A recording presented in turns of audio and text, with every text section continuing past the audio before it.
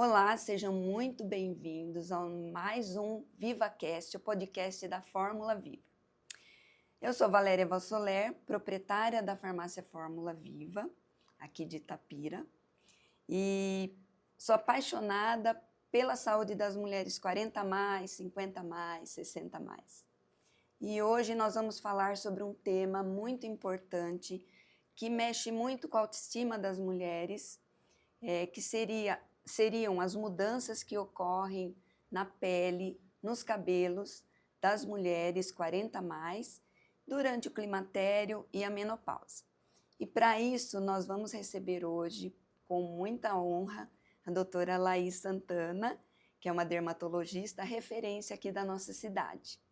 Bem-vinda, doutora Laís, é um prazer recebê-la aqui. E eu sei que você vai trazer muitas informações importantes para todas as mulheres nessa fase. Eu que agradeço, Valéria. Muito obrigada pelo convite. É um assunto, um tema que eu gosto bastante e que eu estou me preparando para vivenciá-lo também. A doutora Laís, ela é médica formada pela Faculdade PUC de São Paulo, pós-graduada em dermatologia pelo Hospital Naval Marcílio Dias, do Rio de Janeiro. Tem especialização em cirurgia dermatológica pelo IDC São Paulo. Tem especialização em estética cosmiatria pela Bravo Academy Rio de Janeiro. E ela é aqui da nossa cidade, né? Filha da nossa cidade. Então, seja muito bem-vinda. Doutora Laís, vamos começar com esse tema que mexe muito com a autoestima, né? De todas as mulheres. Todo mundo gosta de olhar no espelho e gostar do que se vê, não é verdade? Com certeza. Então, para entender um pouco das mudanças hormonais que acontecem nessa fase, né? Quando a gente entra no climatério, a gente sente que o corpo muda bastante, né? Mas a pele e os cabelos, eles sofrem também, né? E não se costuma falar sobre isso. Costuma só falar do corpo, o que acontece, uma gordura mais localizada, né? Um peso que é mais difícil de perder, o músculo que vai embora. A ausência da menopausa. Então, isso eu achei importante trazer, porque todo mundo gosta de ter a pele, né, cuidada, os cabelos bonitos. E eu queria que você explicasse um pouco para a gente o que acontece nessa fase. Sim, então depois dos 40 anos, mas principalmente com a menopausa, que é a ausência da menstruação, né, um ano anterior, por um ano, a gente tem uma diminuição principalmente do estrogênio, que é um hormônio feminino que ajuda muito na produção de sebo, a dar mais firmeza, trazer mais colágeno para a pele. Além da questão do estrogênio, a gente diminui a progesterona, outro hormônio feminino super importante. Feminino porque ele tem muito mais nas mulheres do que nos homens, né? Tem nos homens também. Exatamente. A questão do cortisol, que a gente aumenta nossos níveis de cortisol, e aí é ele que dá esse acúmulo de gordura no abdômen, que faz a gente ficar um pouco mais desregulado, quando ele está mais aumentado, né? A melatonina e o GH também diminuem nessa fase, então por isso que a nossa qualidade do sono vai ficando pior. A gente, né, não consegue ter isso tão bem por tanto tempo como quando a gente é mais novo. Então essas alterações hormonais é que vão refletir, né, no corpo como um todo, mas principalmente na saúde do cabelo e da pele. Na pele. O que seria o GH? O GH é o hormônio do crescimento. Então, ele é, né, growth hormone. Então, ele vai ajudar, quando a gente é mais novo, a ter a estatura, a se desenvolver. Mas, ainda na fase adulta, a gente produz ele e ele tem interferência principalmente no sono. Entendi. Nossa, então é importante o que nós falamos em todos os podcasts, que envolve essa parte hormonal, né? Sono é importante, ter qualidade de sono. Hidratação também, que nós vamos falar mais para frente, né? E tem um hormônio que a gente não falou, mas que já foi falado nos outros podcasts, que é a testosterona. Testosterona. Então, é um hormônio que conhecidamente é mais alto no homem, mas a gente também tem, as mulheres também têm a testosterona. E nessa fase menopausa, 40 a mais, a gente tem uma diminuição, tanto dos níveis dela, quanto da sensibilidade aos nossos receptores. E antigamente se falava testosterona é homem, Isso. né? A gente não sabia, né? No tempo da minha mãe mesmo, da minha avó, a testosterona é homem, né? E não se sabia muito bem, mas a mulher tem também. E ela faz uma falta danada, né? É importantíssima. Então, falando assim, mais especificamente sobre a pele em si, o que acontece nessa fase? Ela perde firmeza, né? A pele fica mais seca, ela perde a questão do colágeno, né? As fibras colágenas, elas ficam mais degeneradas, elas ficam mais moles, mais abertas e mais finas. Então, Entendi. até se a gente compara pele normal mesmo, nos estudos fazendo uma biópsia da pele, uma pele normal e uma pele 40 a mais, ela vai ser mais fina. Eu comparo muito com um bolo, né? Um bolo recheado. Então, o recheio da nossa pele, depois dos 40, ele vai ficando mais fino, ele vai ficando mais leve. Então, a pele tem essa alteração, né, superficialmente, as manchas vão se acumulando, porque o sol, o efeito dele é acumulado, é cumulativo, né, ao longo dos anos, é acumulado com esse tempo. As alterações também propensas a câncer de pele, né, dependendo Aumentam, né? Aumentam. Nossa, tudo de ruim, né? E né, por dentro também. Então, a gordura, a gente tem por baixo da nossa pele, a gente tem a gordura, que é quem vai dar a sustentação, um compartimento de suporte. Então, a gordura também é boa. Também é né? boa, Não faz dá para ter um falta. corpo sem gordura, né? Totalmente. Exatamente. Tanto a parte estrutural, né, na face, mas também o colesterol, eles são usados para fazer a testosterona, para fazer a parede das células. Ai, Então, é coisa, importante né? a gente ter gordura também. O que acontece é que há um deslocamento dessa gordura, desses compartimentos de gordura. Então, quando a gente é criança, né, e todo mundo vê isso, a gente pode perceber, mesmo que o neném for magrinho, o rosto é mais cheio, mais firme. Ao longo do tempo, na adolescência, a gente já percebe que muda isso, e depois, com a fase adulta, após 40 anos, a gente vai ficando com o rosto mais magro. A gente tem uma tendência a não sustentar tanto essa gordura no rosto e acumular no abdômen, na barriga. É verdade, né? Eu percebo, porque eu sou 60 a mais, né? Eu sempre falo com muito orgulho, sabe? Mas eu percebo, eu perdi um pouco dessa parte aqui, tá mais funda, acho que isso é normal acontecer, né? Normal. Aí fica com aquele aspecto mais cansado, né? Derretido. Derretido.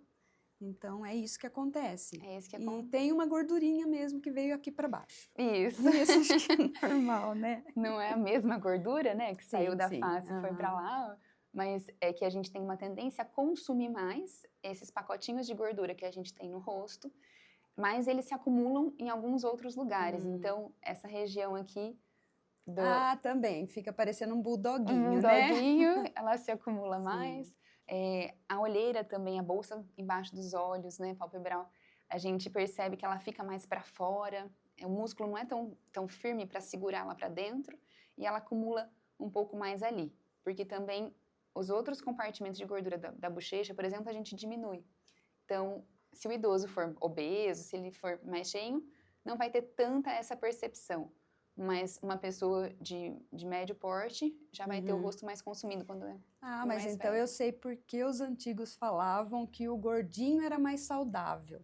Isso, o rosto fica melhor. O rosto fica melhor, né? O aspecto, mas não é bem assim, né? E como nós podemos tratar isso, amenizar, né? Porque assim, a pessoa não pode ter aquela ideia de que ela vai voltar a ser como ela era na juventude, né? E cada idade, eu falo sempre nos podcasts também, cada idade tem sua beleza. Com certeza. Né?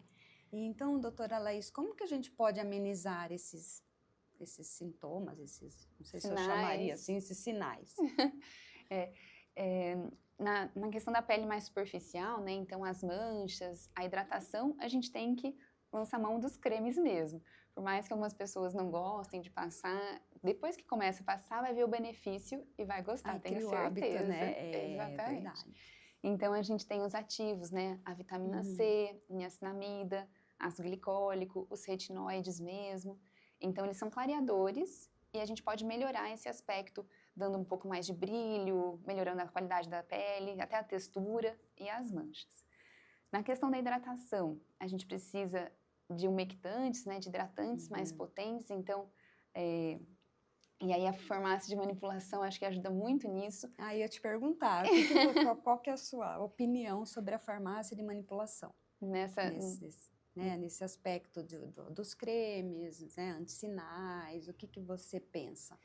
Eu acredito que a farmácia de manipulação consegue juntar muito bem os ativos que a gente precisa com a cosmética, com o veículo. Né, que para quem não sabe, o veículo é o jeito que a gente vai usar aquele ativo. Então, ele pode ser mais cremoso, ele pode ser mais sérum, mais líquido, ele pode ser em gel. Então, a gente tem que, muitas vezes, escolher isso. Para um paciente que tem a pele oleosa, para um paciente que tem a pele seca. Normalmente é seca, mas muitas mulheres... Nessa fase, normalmente é mais seca a pele. É mais seca e sensibilizada também. Sim. A gente diminui a produção de sebo, então a nossa pele fica igual uma terra seca. Ela fica mais rachada, mais aberta. E aí as substâncias saem e entram muito mais fácil, né? Então uma infecção numa pele, na perna super seca, é muito mais fácil. Mais fácil de acontecer. E aí a farmácia de manipulação consegue alinhar o ativo junto com a cosmética na mesma, personalizado. Então, pessoal, a farmácia de manipulação, a gente fala que ela é personalizável, né? Ela personaliza a formulação para as necessidades de cada pessoa. E aí nós conseguimos juntar ativos também, que às vezes na indústria a gente não encontra.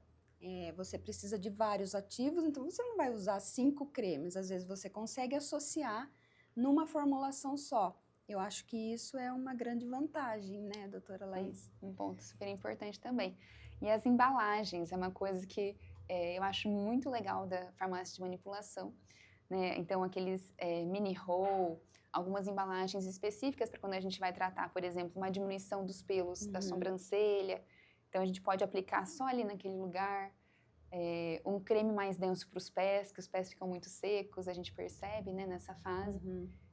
A gente costuma fazer isso mesmo para ajudar e suprir a necessidade de cada pessoa. E também para não ficar... O tratamento é feito naquele tempo, para não ficar sobrando produto, porque nós sabemos que o brasileiro tem costume de automedicação, né?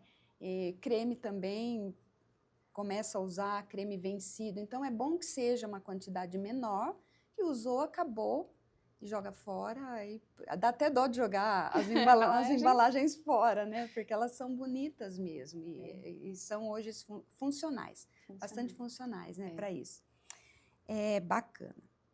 Nós não falamos ainda da fotoproteção, né? Que isso daí é chave, eu sei que é. Exatamente. Isso acho que dá um podcast inteiro, né? Pra gente falar. Exatamente, e é um assunto que eu gosto muito, porque eu acredito muito que a beleza, a autoestima, ela está muito relacionada com a saúde também. Então, né, tudo que é belo é saudável na dermatologia, né? Então, a fotoproteção, ela vai ajudar não só a parte do câncer de pele, a melhorar aquela pele, não deixar ela ficar tão danificada com o sol ao longo do tempo, né? Então, não manchar, não dar câncer de pele, mas ela também, comprovadamente, é um rejuvenescedor, porque o sol faz a gente diminuir o colágeno, a fibra elástica. Então, é super importante a gente passar o protetor solar, mesmo se, né, se não for por câncer de pele, mesmo se for só por estética. Mas aí você mata 2 coelhos com uma cajadada só, não é verdade? Exatamente. E assim, é verdade ou é mito isso, né? Que o sol que nós tomamos na juventude, na infância, ele pode dar problema na idade dos 40 mais, 50 mais? É verdade. O efeito do sol, ele vai alterar o DNA. Então, quando a gente é jovem, a gente tem mecanismo de recuperação desse DNA. a gente tolera mais, a gente consegue reparar isso. Quando a gente fica mais velho, esses mecanismos de reparação, eles são diminuídos.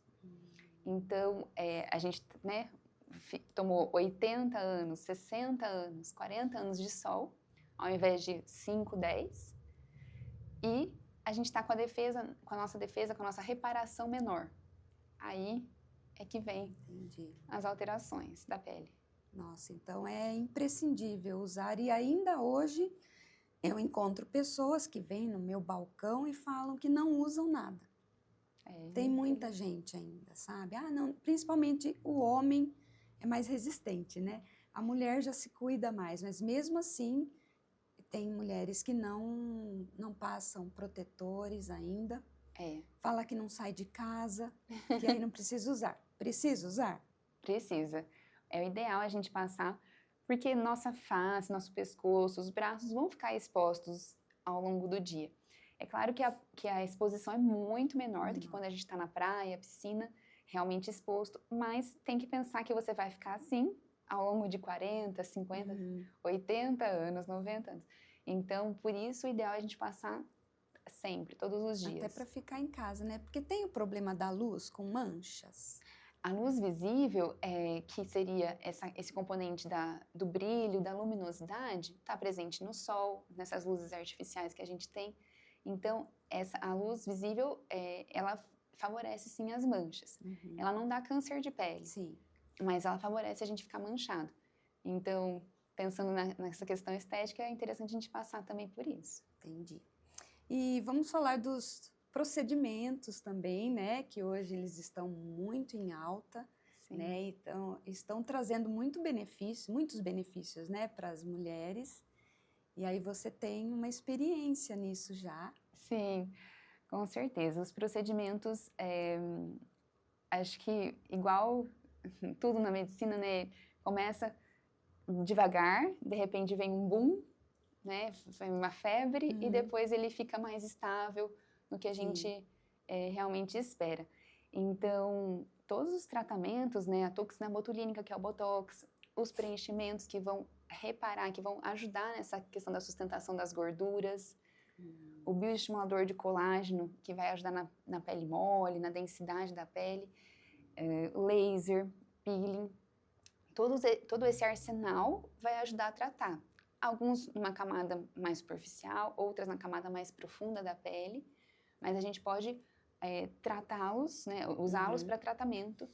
E aí a gente tem que também não só fazer o procedimento, mas o pós-procedimento. Então, fez um laser, hidratar muito bem a pele com um cosmético. Isso que eu ia te perguntar. O procedimento ele é feito em consultório, né, com profissional habilitado. Depois é necessário ter um home care, que nós chamamos. Isso. Não é só ir lá no consultório fazer o procedimento e aí já tá linda, maravilhosa. Não é uma cabine que você entra e sai. Entendi. Não, porque o pessoal pergunta isso, sabe? Acho que é isso. Ou lá na farmácia mesmo, tomar uma cápsula e ficar maravilhosa. Uma cápsula só. Não é assim, né? São hábitos, né, que você tem que ter. E faz o procedimento, depois tem o home care, que aí entram os cremes, não só os manipulados, tem os industrializados também, que a gente sabe que tem, mas a pessoa tem que fazer o home care também. Isso, o protetor solar, que é super importante, né, porque a pele está agredida de alguma maneira, às vezes um pouco mais com laser, peeling, menos com os outros procedimentos injetáveis, mas a gente tem que acalmá-la e cuidá-la. Então, às vezes a gente troca por um tempo, uma semana, 10 dias, a rotina do paciente. Ele está acostumado a usar um ácido mais forte, está acostumado a usar um creme noturno mais denso, mais pesado. Então, nesse processo de pós-recuperação, a gente troca por um hidratante uma semana. Entendi. E aí, a pessoa fica com um aspecto, porque tem dúvida, sabe? Não vou fazer procedimento, que eu vou ficar... A minha pele vai ficar com casca, eu não vou poder sair de casa... Depende do procedimento também, né? Depende do procedimento. E da energia que a gente usa no laser, por exemplo. Agora, inchaço, hematoma são mais comuns quando a gente faz os injetáveis. O botox, entendi. O preenchimento são mais comuns. E também tem a questão do artificial, que eu acho que é o que as pessoas têm mais medo, né, de ficar, porque veio esse boom aí. Os procedimentos injetáveis, eles têm um certo nível que eles conseguem alcançar. Não vai ser, né, muitas vezes não vai ser um só, e não vai ser aquele resultado que às vezes o paciente espera. Então, o artificial acontece quando o paciente começa a aumentar muito a quantidade, né, sai do parâmetro ideal. E, né, é um privilégio envelhecer. Sim, claro, porque senão você perde a naturalidade e você não volta a ser jovem, como era, né? Que a ideia é essa. E como eu disse, cada idade tem sua beleza, né? E aí você, claro, tem que se cuidar para gostar do que você vê no espelho, lógico, mas será que essa pessoa que exagera, né? Vai gostar do que ela vai ver? Porque às vezes se descaracteriza que nem ela se reconhece mais. Se reconhece mais. Né? E aí que vem o artificial, um corpo, uma mente de 40, 60 anos, mais um rosto super esticado, super cheio, super levantado, como uma pessoa de 20, 30, não combina. Não combina, é verdade. Aí Todo que fica mundo artificial. vê que não é, né? Vou falar. Doutora Laís, agora vamos falar um pouco dos cabelos também, que os cabelos sofrem também bastante, né? Por que acontece isso? E o que nós podemos fazer para amenizar? Os cabelos têm essa alteração, essa diminuição da produção de sebo no couro cabeludo, né? Então, o sebo ele é importante para nossa pele, para o nosso fio de cabelo, porque ele vai hidratar. E ele deveria começar no couro cabeludo e ir até a ponta. Geralmente, as mulheres têm cabelo longo e aí isso não acontece tanto, né? O cabelo nas pontas fica mais seco. Mas, além disso, o que acontece é que tanto a produção de melanina do fio, ela diminui. E aí vai ficando cabelo branco. Geneticamente, isso é influenciado. Então, algumas pessoas têm isso mais jovem, até, às vezes, na fase de 20, 30 anos. Geralmente, depois dos 40, quando vem, 30, 40, quando vem. A maioria das pessoas, mas a melanina, ela dá o aspecto, ela dá uma estrutura para o cabelo mais maleável, mais sedosa. Ah, ela não tem a função só de cor. Isso, ela tem uma outra função. Uma outra função da melhora cosmética, né, que a gente percebe. O cabelo branco, ele é mais duro. Isso que eu ia falar, a gente percebe. Ele é um cabelo, nossa! É um cabelo duro, ele não fica onde você quer que ele fique, né? Aí tem gente que puxa, é mais difícil de arrancar o cabelo branco. E não é indicado. E não deve se arrancar. Eu vejo gente que arranca bastante. E não só, então ele muda a conformação, a estrutura. O fio branco, ele é um fio diferente do fio preto, do fio loiro. E a gente tem a tintura, que a gente faz, né, frequente para melhorar o aspecto do branco. Então, a tintura também vai desgastando o fio, né, a haste, que é como se fosse uma corda. A gente vai passando ali tinta em cima dela e ela vai ficando opaca, mais seca. Então, essas alterações a gente percebe nos cabelos 40 mais. A gente começa também, para domar melhor, fazer talvez mais procedimentos de secar, alisamentos. Então, essa fibra capilar, essa haste vai ficando mais degenerada. Além da questão endógena, né? Então, nosso corpo tem que estar nutricionalmente bom para conseguir produzir um cabelo bom. Ah, tem essa parte também, né? A gente fala só do out, né? Mas tem o in também. Tem que ser de dentro para fora também, né? Essa nutrição, que aí consegue até atingir o bulbo capilar, tudo, né? Exatamente. Nossa, é um conjunto de cuidados, né? Que temos que ter. E tem o problema da queda também, né? E os fios ficam mais finos. Isso. A gente percebe ele mais duro e mais áspero, então às vezes as pessoas acham até que ele fica mais grosso, de certa forma, mas porque a gente percebe ele mais. Mas o que acontece também é um envelhecimento capilar. A gente fica com o fio envelhecido, então a gente não produz, a taxa de crescimento não é tão alta, a gente fica com uma rarefação. É normal o cabelo, se você estudar uma pessoa ao longo da vida dela, ela vai ter uma fase que ela tem mais cheio e geralmente no final da vida vai ser mais ralo.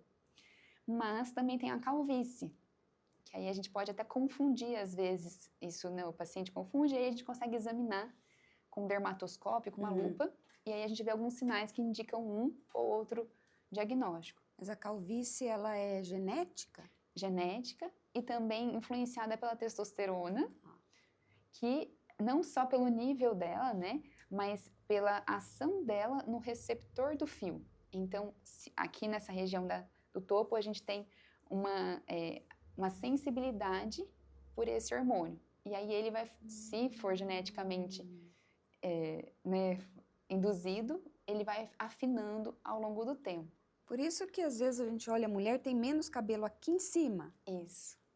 Que interessante. Na faixa da nuca, que dá perto do pescoço, tanto os homens quanto as mulheres... Homens também, né? A gente não tem tanto receptor nessa região de testosterona.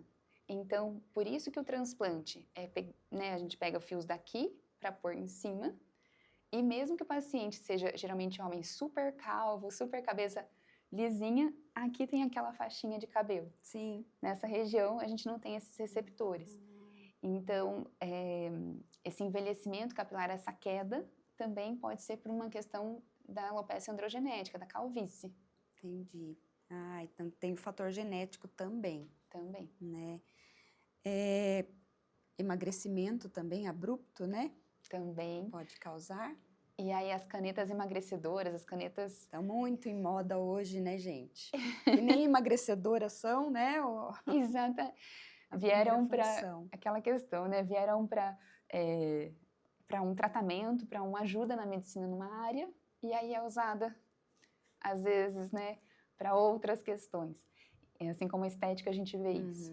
Então, o fato da pessoa emagrecer muito rápido, perder muito peso, o organismo, se a gente pensar biologicamente, né, é bom a gente ter reserva de gordura, porque a gente não tinha alimento tão fácil, a gente não comia tão bem assim antes. Sim. Então, o fato da gente estar emagrecendo, o organismo liga um sinal de alerta nele e fala, olha, temos que segurar aí. Então, que a gente vive sem cabelos, unhas, a gente pode deixar ir embora, não vamos gastar energia com eles e vamos segurar para o que precisa. Que é o que se fala quando tem dengue, né, Covid, que aí cai cabelo, porque o organismo consegue sobreviver sem cabelo. É isso que eu ouvi uma vez um médico falando. Exatamente. É isso aí, isso depois recupera, volta, né? Mas interessante isso. E as pessoas agora estão com essa ideia de emagrecimento rápido, mas esquecem também da parte do cabelo, da pele, que vai influenciar no organismo inteiro, né? Inteiro. E às vezes até desnutridas, né? Então, apesar de estarem emagrecendo, a gente percebe que às vezes falta ferro, falta alguns nutrientes que é importante para o organismo como um todo. Entendi. As pessoas acham que é só emagrecer, né? E aí, desde o começo, nós falamos que a importância do equilíbrio, né, de nutrientes, tanto in quanto out, né? Assim, e o problema da queda, falando ainda do problema da queda que aflige muitas mulheres, né, a queixa, como que a gente diferencia uma queda normal daquela que já é preocupante? Porque os cabelos caem todos os dias, né? É normal isso. É normal. A gente tem um número aí de 100 até 150 em algumas referências de fios que caem normalmente no dia. Então, tem esse número, é difícil contar, mas a gente percebe um nosso padrão ao longo do tempo e quando começa a aumentar essa queda, vai lavar o cabelo, vai escovar o cabelo, ou então dormindo, né, no travesseiro. Eu já vi gente contar os fios, não precisa tanto, né? Quem leva no consultório leva no consultório para ver também. Mas essa queda, a gente chama de uma queda anormal quando sai, então, desse padrão da pessoa, do próprio paciente, e quando a gente vê sinais clínicos disso. Então, que a gente vê que está ficando o topo mais ralo, ou então as entradas, que é uma área muito sensível. A gente tem esses pelinhos mais finos, é normal. Aqui, dessa área aqui, né?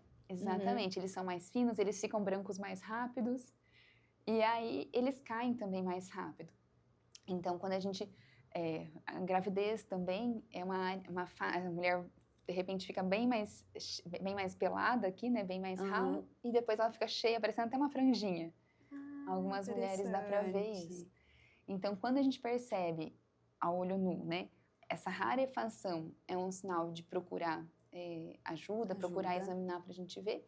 E os outros sinais que são mais incomuns, coceira, descamação, ou então perda dos pelos da região aqui da costeleta, da sobrancelha mesmo.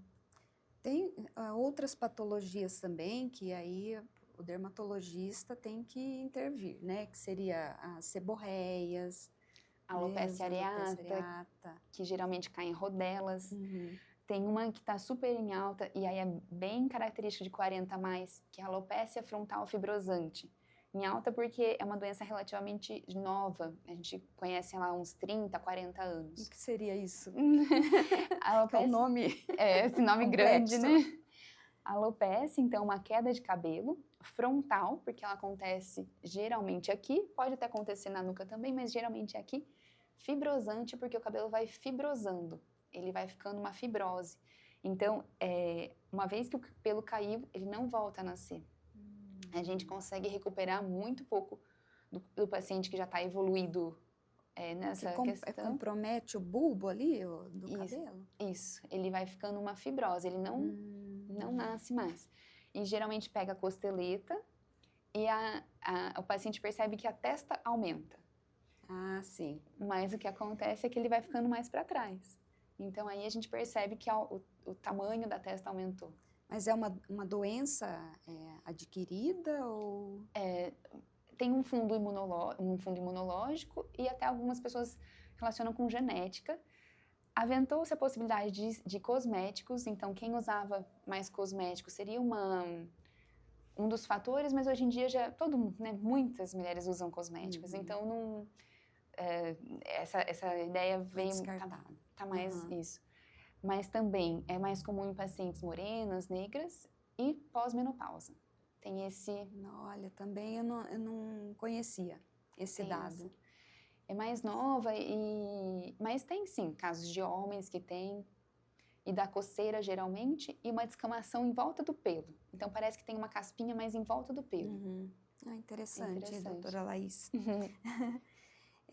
Então, e as estratégias para tratamento, né, e suplementação para a gente melhorar aí a queda das mulheres? A gente tem disponível as vitaminas de A a Z, mas eu acho que justamente a farmácia de manipulação entra também nesse quesito da gente conseguir personalizar e preconizar aquilo que o paciente precisa. Porque não adianta tomar uma coisa que você não precisa. Exatamente, é xixi caro. É verdade. E na dose que essas vitaminas, que tem muitas vitaminas numa só, se o paciente está com deficiência de ferro, por exemplo, a gente tem que dar uma dose alta. Não é uma dose que vem nessas vitaminas que tem o valor diário. Bem baixinho. Bem baixinho. Então, acho que passar mesmo por uma avaliação, fazer um exame de sangue e fazer essa suplementação direcionada. Também para o estilo de vida, né? Então, uma pessoa que não come carne, uma pessoa que não consegue fazer as refeições tão bem, a gente tem que dar um aporte ali nutricional. Então, o dermatologista, no caso, ele não vai atuar só nisso, ele tem que saber o estilo de vida da pessoa também. Olha só, é mais profundo o negócio. Tem que saber o que ele come, se faz atividade física também, que precisa, né? O equilíbrio que ele tem na vida, e tem que intervir nessa parte também. Exato. Isso que eu acho interessante, sabe? Porque muita gente acha que, não, é dermatologista específico só para aquilo. Não. E só para fora, né? Só fora, só o estético, né? E não é. Isso que é bacana a gente informar para as mulheres. E tanto também a poluição, o sono, o tabagismo, isso influencia muito também na pele e nos cabelos. A questão do sono, né, que fica muito desregulado nos 40 a mais, a gente, com a suplementação das vitaminas, a gente consegue melhorar os efeitos que esse sono não tão de qualidade tão boa trazem. Eu fiz trabalho de iniciação científica na faculdade, que a gente fazia privação de sono nos camundongos, e aí suplementava um grupo com vitamina C e D, e a outra não. E aí a gente via que quem suplementava tinha muito melhor desenvolvimento, peso, do que quem não suplementava. Então, se o estilo de vida daquela pessoa tá mais estressante, tá com menos sono, teve neném recente, né, tá precisando de um suporte nutricional melhor, por uma fase que seja, a gente vai ter que suplementar. O ideal é sempre comer, né? O Sim. alimento tem a... É que assim, o que eu conversei várias vezes com profissionais de saúde mesmo, em alguns congressos, alimentação, claro, a comida é importantíssima, seria a primeira opção, só que depende, que nem o solo do Brasil, pobre em magnésio, né? Então, a suplementação, porque é suplementação, não dá para substituir a comida por comprimido, cápsula, né? Mas suplementa. Então, o que falta, às vezes, na alimentação, você suplementa com os minerais, as vitaminas, né? Mas o primordial seria uma dieta equilibrada, né? Ai, seria bacana. Ideal. E a suplementação com biotina. Biotina, Também. que a gente fala, às vezes, na indústria, não se encontra, né? Uma dose alta. Isso. A gente geralmente usa 10 miligramas por dia da biotina para cabelo, por uns 3 meses. Também ela pode ter uma interferência na tireoide, então a gente tem que avaliar para qual paciente a gente vai prescrever isso. Exame de sangue também. Quando vai fazer da tireoide, a gente às vezes orienta parar um pouquinho a biotina antes. Ela mascara, né? Ela mascara. Tem uma doença rara que tem deficiência de tireoide que altera a biotina. Então, por isso que eles sugerem para não dar nenhuma interferência. Mas as doses são muito altas. E aí, na indústria farmacêutica, a gente não encontra a biotina de 10 miligramas por dia, que seria a sugestão de tratamento por 3 meses, geralmente em alguns casos de alterações do cabelo. E aí a manipulação consegue ajudar a gente muito bem nisso. Então, a biotina, a vitamina H, né? Ela é um ótimo aliado também para esse tratamento. Então, pessoal, a manipulação, ela não veio para competir com a indústria, ela veio para complementar, né? Para ajudar os profissionais de saúde quando não encontram o industrializado. Então, eles lançam mão da manipulação. Então, personaliza para aquilo que a pessoa precisa, aquela pessoa precisa especificamente. Exatamente. Aí tem silício orgânico. O silício orgânico também é um bom aliado, não é, doutora Laís? Muito usado para cabelo e para pele também. Pele também. Tem, né, algumas doses aí para a gente usar, mas é um ótimo aliado e mais novo, né? Antes não se falava. Não tinha. Nem disponível para a gente usar e nem falando sobre esse ativo, né? Não, foi de uns anos para cá, né, que começou. E assim, e as loções capilares, elas auxiliam? Sim, com certeza. O minoxidil é um ativo que a gente conhece muito, né? E ele era uma substância que era usada para diminuir a pressão. Ele é um vasodilatador.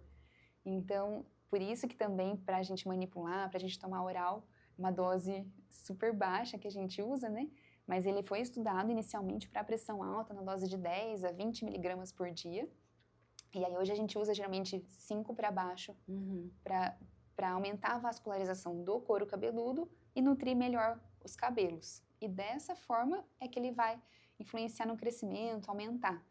Então não vai mexer com hormônio, como algumas pessoas têm medo, mas tanto o oral, que a farmácia de manipulação consegue nos ajudar nisso, porque não tem mais... Não tem, né, industrializado, nem para pressão, não tem? Não. Ele tinha mas saiu já faz um tempinho e ele tinha na dose só de 10 miligramas. Então, o comprimidinho já é pequeno. História de partir comprimido não dá pode, certo. gente. Não pode. E aí, então, a farmácia de manipulação ajuda muita gente. E na forma tópica também, né? Na solução de passar no couro cabeludo. Porque muitos pacientes irritam com o veículo dele, com a solução, que geralmente tem uma base alcoólica, né? E aí, a farmácia de manipulação consegue ajudar a gente muito bem nisso também. Hoje em dia nós temos a base sem o álcool, né? Porque o álcool também com o minoxidil deixa o cabelo duro, né, que é uma característica do minoxidil. Antigamente eu usava, a farmácia tem 31 anos já, e tinha pacientes que tomavam minoxidil para pressão mesmo, manipulava bastante. E aí tinha um paciente que chegava e mostrava até o pelo do peito. O pelo ele esticava até a frente. Então era um efeito do minoxidil, né? E aí ele começou a ser usado agora, tem os estudos, tudo, e assim, o minoxidil ele precisa ser estudado, ter um perfil de dissolução, né? Não pode fazer com qualquer veículo, qualquer expiente, ele tem que ser usado o expiente que foi estudado para ele, e naquelas doses, até 5 miligramas. Então, eu já recebi prescrições de 10 miligramas, aí eu não posso manipular, porque eu tenho que ter o estudo daquilo, né? Então, é um aliado, né? Tá melhorando bastante, né? A autoestima de algumas pessoas, mas tem gente que não pode tomar, né? E tem uns outros ativos agora, novos, eu já te apresentei um, né? Pois é, achei muito legal isso da farmácia, né? E até quero deixar isso público aqui, que eu gostei muito, acho que é um comprometimento que vocês têm muito com profissional da saúde, muito legal, que sempre que tem um ativo novo, ou a questão do minoxidil mesmo, que teve um burburinho no começo, né, para manipular, se manipulam, como é a legislação. Sim. E aí vocês sempre vão lá explicar pra gente, falar, olha, como que a gente está trabalhando, como que é. Eu acho isso muito legal da farmácia. Muito obrigada, mas eu acho que tem que ter essa parceria, sabe, em prol de um resultado para o paciente, para o seu paciente, para o meu cliente, né? Eu acho que essa interação que nós temos, eu tenho que te apresentar, porque às vezes eu tenho bastante acesso, né? Claro que tem os modismos que passam, né? Mas tem muita coisa interessante que se eu não levar para o profissional prescritor, talvez ele não saiba e não possa lançar mão para ajudar aquele paciente, né? Então é muito prazeroso fazer isso, eu gosto muito, faz tempo que eu faço visitação, né, e levo essas informações para os prescritores, e eu sou muito bem recebida. Eu agradeço também, todo mundo me recebe muito bem, desde as secretárias, que são muito educadas, e você também sempre me recebeu bem, e eu acho que isso daí, quem ganha é o paciente. Com certeza. É verdade. E para o fim mesmo de tratar bem, então não adianta só a gente estudar a molécula que tem para prescrever, fazer numa embalagem que seja útil para o paciente, que ele consiga usar, ou então que não dê alergia, que não irrite, que a cosmética seja usável, né, que a fragrância que ele goste, é todo uma junção de fatores. Nem fale. Então, isso é essencial, né, o tratamento capilar, então precisa também ser prazeroso, contínuo, e a pessoa tem que conseguir usar, né? Existem ativos muito caros também, que assim, não são todas as pessoas que têm acesso. Isso também é nossa função, tentar fazer o tratamento acessível para o paciente, né? Sim. Então, falamos de tópicos e loções, mas o cuidado interno, que a gente já falou, da suplementação, você também costuma prescrever, né, a suplementação, e como que é a aceitação das pessoas?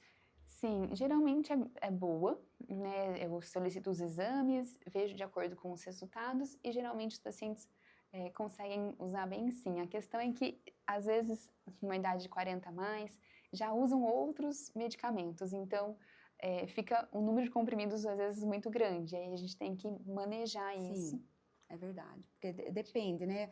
Você lança a mão dos exames para saber o que aquela pessoa precisa. Isso. E às vezes eles vão lá e falam assim, mas a doutora mandou tomar uma cápsula, e aí a gente vê que vai dar em 5 cápsulas, né? Porque a gente tem os fatores de correção, tem que corrigir fator de umidade, teores, e aí vai aumentando, né? E aí falar, gente, não dá para colocar São Paulo dentro de Itapira, né? Então aí tem, às vezes, dependendo do suplemento, você pode fracionar as tomadas durante o dia, mas às vezes não.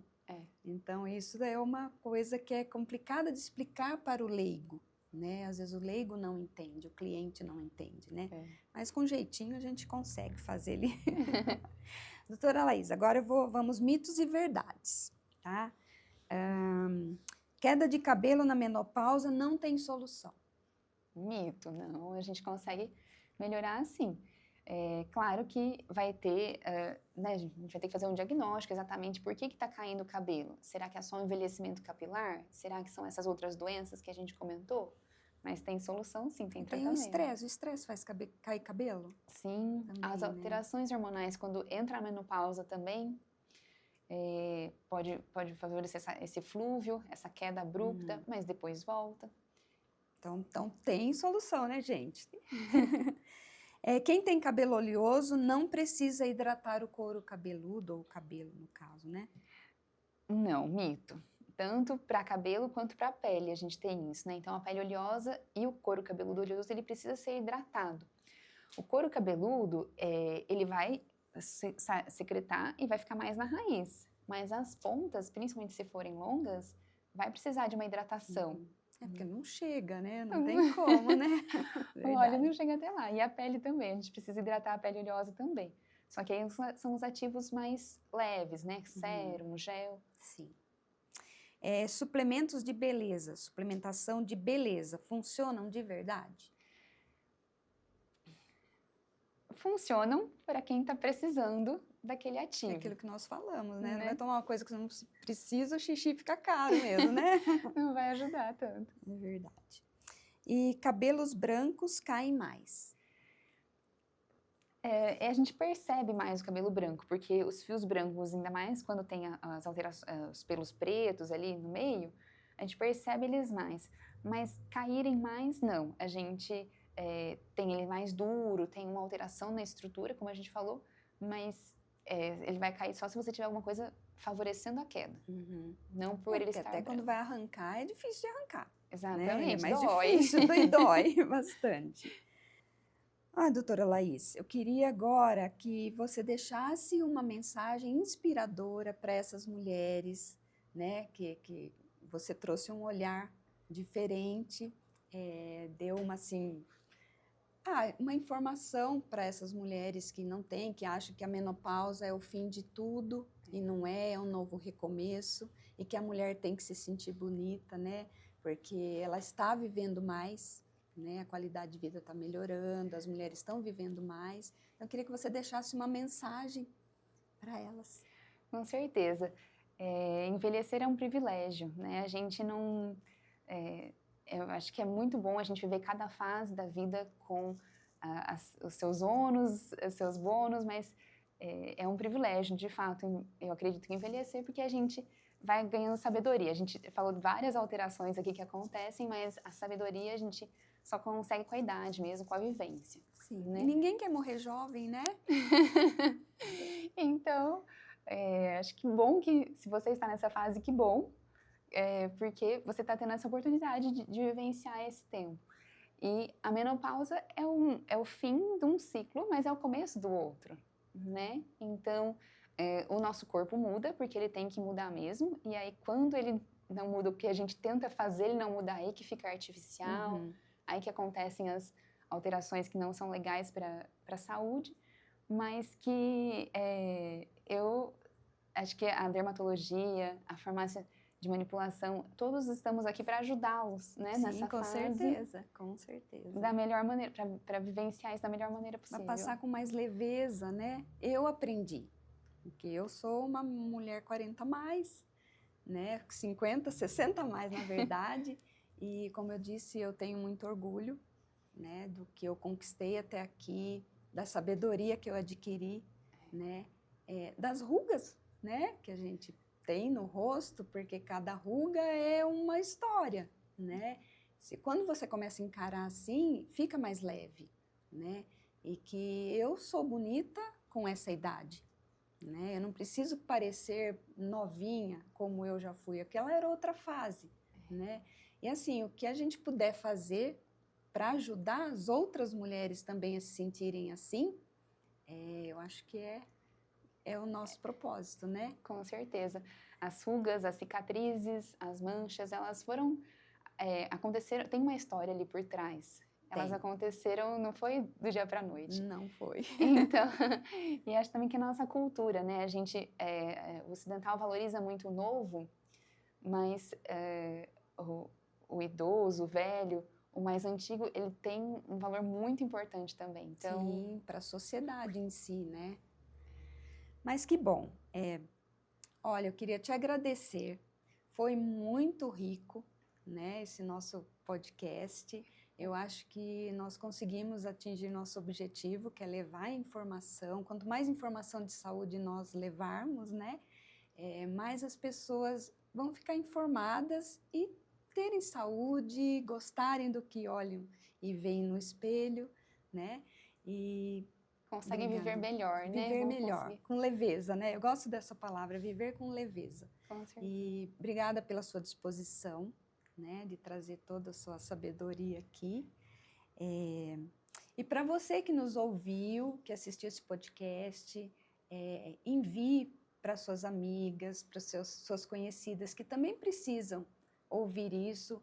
Pode enviar para os homens também, que eles precisam conhecer as mulheres que têm, né, o que elas passam.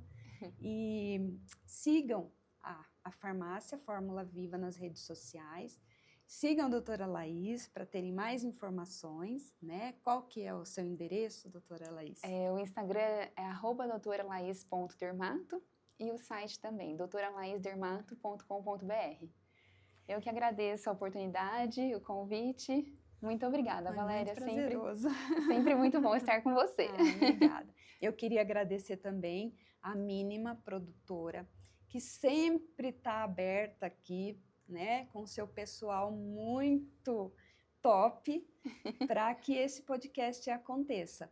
E outros virão, porque o nosso propósito agora é levar informação de saúde para vocês. Até o próximo. Tchau, tchau.